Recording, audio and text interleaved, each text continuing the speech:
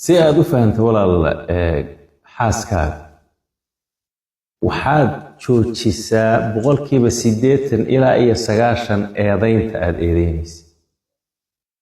eedayntu reer ma dhisto, laakiin eedaynta waxaa ka dhalata isdifaac baa ka dhasha. isdifaac meesha markuu yimaadana naftu iyadaa isu heelanaysa xataa hadday khaldan tahay. xageen ka keenay in eedaynta reerka laga daayo? waxaan ka keenay nabi maxamed sallallahu alayhi wasallam oo qudwadeennii ah oo ah ninka ugu khayr badan kownkan oo haween la dhaqmay. rasuulku sallallahu alayhi wasallam qaabka uu la dhaqmi jiray haweenkiisa waa wax tusaale inoogu filan wey oo ah asbaabta uu rasuulku sallallahu alayhi wasallam uu u noqday zawjkii ugu wanaagsanaa taariikhda kownka. wuxuu kula dhaqmi jiray ma eedayn jirin xataa hadday khaldanto. saddex tusaale yaan idin siinaya. intaanan tusaalaha idin siinin, muhiimaddu markay labada ruux ay isqabaan muhiim ma aha anigu inaan dadka ogeysiiyo inaan saxsanahay, muhiimna ma aha gabadhu inay iyadu ay saxsan tahay inay ogeysiiso dadka. waxaa muhiima inaan wada noolaano.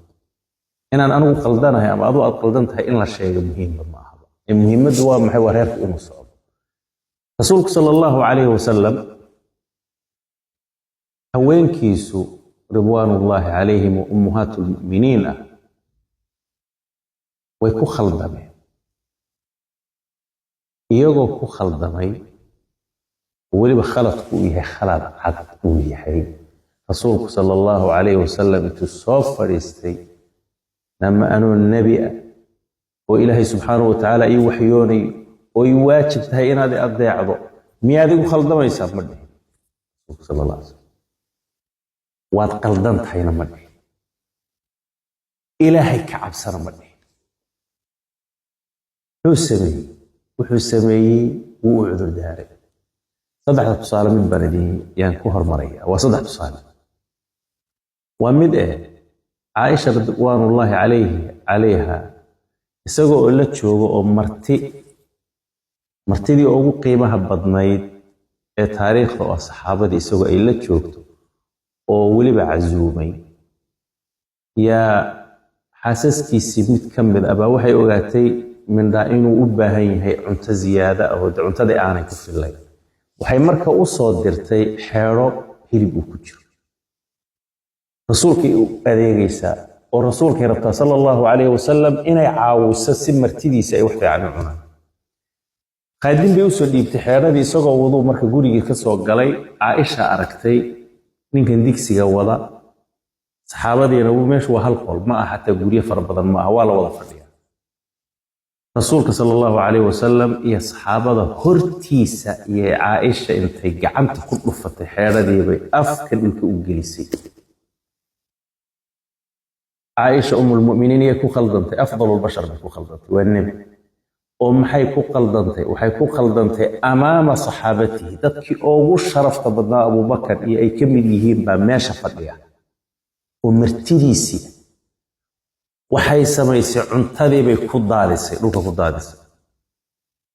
ilaahay baan idinku dhaarshee bal qof walowba naftaada inta dib ugu noqotid xaaskaaga oo marti aad iyo aad u qiimaynaysa ay kula joogaan oo intii hortaada cunto lagu keenay intay qabatay iyadoo weliba aan martidii ay arkaan ay dhulka afka u gelisay, maxaad samayn lahayd?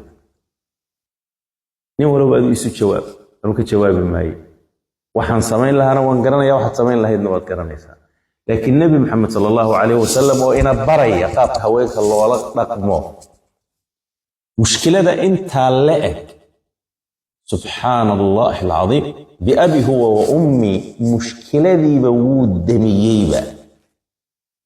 yacni waxaa weeye biyuu ku shubay. waxaan 2 daqiiqo 3 daqiiqo aan dhannayn bay sheekadii ku dhammaatay. muxuu sameeyey? 3 arrimood buu sameeyey. kow, wuu muusooday. musoonta maxaa keenay? khalad baa meesha yaallee. khaladkii مع رونين رسولك صلى الله عليه وسلم ومو صادي لبو وعذر داري حاسكي سيب عذر داري ما هي هذا إنه كذل بيننا محاد حفصة بيسي هي محاد عذر داري نيسا مده إساقا أهر وكنت تطوع إنه عذر داري ومحوي غارت أمكم صحابة دي تساوي فيني محوي هو يدين وين ما سرتين وهدي وانت وشاغي معنا هذا وامح معنا قف هدو ما سيرسين هي انت بدل waxay culimadu ay yiraahdaan maskaxdeedu ma joogto wixii marka tasarruf ee ka dhacay in loo qabto ma aha aslan waxay culimadu ay yiraahdaan al-ghayraa la ta'rifu asfal al-wadi min a'la qofka ma sayrsani haday haadaan ay ka dhacayso haadaanta hoosteeda iyo korkeeda waa isugu midba way ku talaabsan وموصودي لبا وعذر داري صدح cuntadii daadatay buu intuu ka daba tagay buu soo qaatay markaasuu masax al-adha anha intuu aayar cuntadii uu masaxay iyo saxaabadii wuxuu ku yiri cuna ninka qaadimka aan halka fadhiisan yiri oo sug buu yiri intaan cuntada ka dhamaysan afar wuxuu sameeyay weelkii ay jabisay weel kaloon jabnayn buu ninka qaadimka u siiyay waa muuso waa cudurdaar وعنتدي ووحي أيضا إبكي أيو جيستي عيد مرتي لغا ترتري والله عني إيو وحي أي حق إسلام كأي كجشي اللي قبل كرويل كريب يتشبسيه يسوقون عاين عن عذابين بو آير انتو قاضي ويل كريب ويؤجد بيه وحكم تاس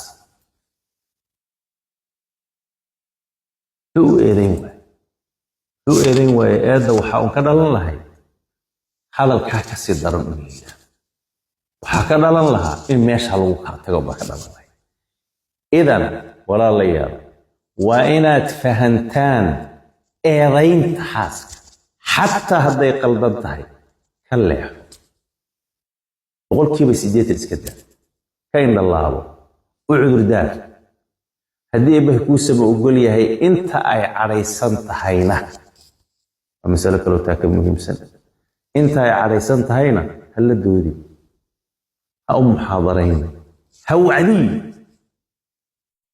محاء الدليل رسولك صلى الله عليه وسلم لمن نبو أركي أو إسحيصتها نبا آر عريسان أو حول مريديه انتي كعين ووجهي سجدوتي يعني جبي يسبقوا النقضية بس هذه النارتي أقلوا النقضية نبي محمد صلى الله عليه وسلم هو أركي بركز وحويري إني لأعلم كلمة أو كما قال لو قالها لذهب عنه ما يجي قفكا يعني هرية وحان أقالنا بالكلمة هدو يراهدو وحان ربو هايستقو كتاقي لهذا سؤال بمجد هذا رسولك صلى الله عليه وسلم حو أوغو أرنواي ورنيها وكلمة دات له وددك أوغو شيغي كلمة هدو يراهدو قفكا سؤين وانا سلام لا واي ورسولك صلى الله عليه وسلم كنينك أوغو تقوله واي وروحان waxay culimadu ay yiraahdeen wuxuu u dhihi waayay rasuulku sallallahu alayhi wasallam qofku markuu cadhaysan yahay aqligiisu waa xidhay adigu haddaad dabacdo inaad wacdido ama aad wax u sheegto waxaa laga yaabaa wuxuu ku dhacay wax ka daran inuu kugu yiraahdo subhanallah isla ninka laftigiisa sida uu rasuulku sallallahu alayhi wasallam uga aamusay wayba ka dhacday ومد صحابة كبدا بأنتو أتغي يوحو كيري رسولك صلى الله عليه وسلم حو يري حدي أنو حنوغي كلمة هدو يري هدو أي وحان هايستاء ودن أكتغي لها وإنو الشيطان كيسكر نارا مركاسو دادمكو انتا كيري محو بجوا يوتغانا وحو كيري أبي جنون بي ورمانيو والا بنانو باهيبي هذا يقول الله يسا صحابي أتغي بساكو يري أغو هذا الكلام علماء ما حيقاتين هذا الكلام علماء قاتل قف مركو عريسيه وعد محيا لي جمره ان بالنار اهو الشيطان وتا كدخ جيرتا الى اي كدنتو مسكحديسو way xirantahay usku fursad si kabacdi barkii loo wacdi sida daraadad rasuulku sallallahu alayhi wasallam iyadoo lagu qaldamay waligii haweenkiisa na maxaad u qaldantay نمياذ الإلهي كعب سنين لما هي